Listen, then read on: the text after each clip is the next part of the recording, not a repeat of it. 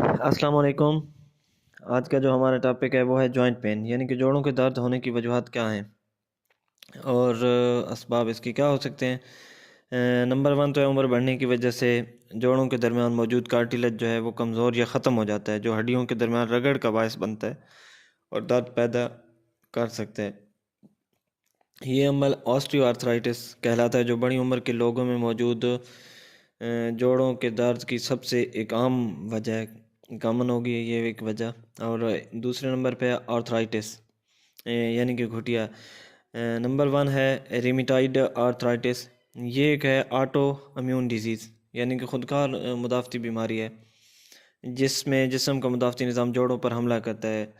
اس میں جوڑوں میں سوجن، سختی اور درد ہو سکتا ہے، خاص طور پر یہ صبح کے وقت زیادہ ہوتا ہے، یہ کافی پیشنٹ بتاتے ہیں۔ دوسرے نمبر پہ گاؤٹ، یہ جوڑوں میں یورک ایسڈ کے بڑھ جانے کی وجہ سے ہوتا ہے، جس میں کرسٹل بنتا ہے، شدید درد اور سویلنگ ہو سکتی ہے، خاص طور پر پاؤں کے انگوٹھے میں۔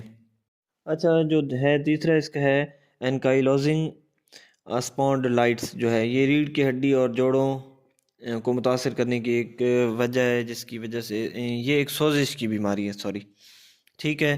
تیسرا جو ہے اس کی مین وجہ ہے وہ چوٹ یا انجری، یہ تو ہر بندے کو پتہ ہے، جوڑوں میں پہنچنے والی چوٹ یا زیادہ دباؤ کی وجہ سے لیگمنٹ یا پٹھے کھنچ سکتے ہیں، فریکچر یا جوڑوں کا ہٹ جانا بھی درد کا باعث بن سکتا ہے۔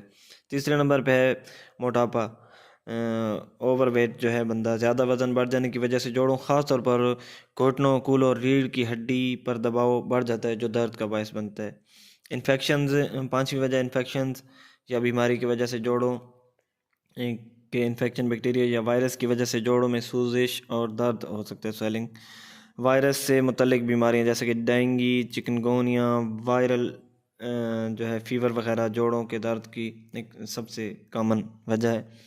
6 نمبر جو ہے ہڈیوں کی کمزوری، یہ آسٹریو آرتھرائٹس پہلے بھی میں آپ کو بتا چکا ہوں، ہڈیوں کی کمزوری کی وجہ سے جوڑوں پر دباؤ بڑھ سکتا ہے اور درد ہو سکتا ہے۔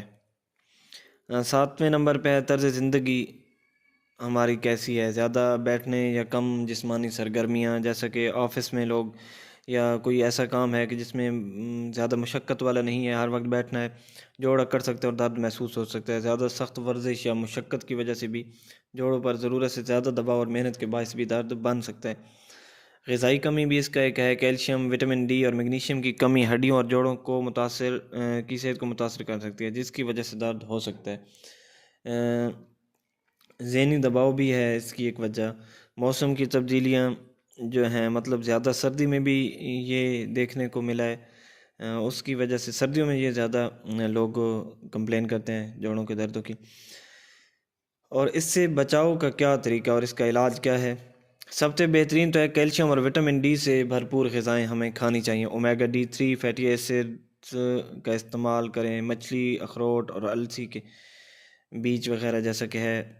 اور سب سے بڑا جو کیلشیم کا سورس ہے نیچرل، آج کل شہروں میں تو بہت کم ملتا ہے، یہاں گاؤں میں تو بہت زیادہ اچھا مل سکتا ہے، کیونکہ یہاں تقریباً ہر دوسرے بندے نے اپنے گھر میں مویشی رکھے ہوئے ہیں، تو دودھ لینا چاہیے۔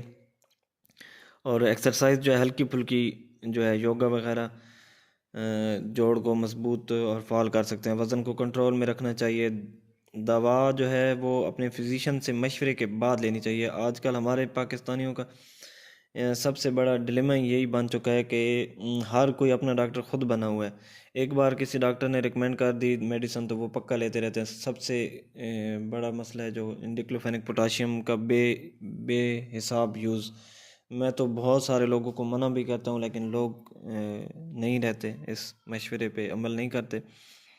اچھا گرم یا سرد جو ہے کمپریس، درد والے جوڑوں پر گرم پٹی وغیرہ جو ہے باندھنا، وہ بھی ایک اچھا ریلیف آپ کو دے سکتا ہے۔ زیادہ پرہیز جو ہے زیادہ آئلی چیزیں، مثالیں یورک ایسڈ بڑھ جانے والی جیسا کہ گوشت اور مچھلی سے پرہیز کرنا چاہیے۔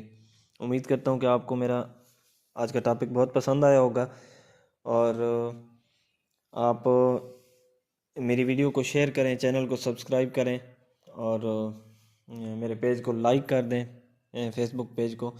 اور ہاں آپ کے لیے مشورہ یہ ہے کہ ڈکلوفینک پوٹاشیم لینے سے بہتر ہے کہ کوئی اچھا سا وٹامن D3 کے جو انجیکشن آتے ہیں، اورل انجیکشن IM بھی ہوتا ہے، وہ یوز کر سکتے ہیں، جیسا کہ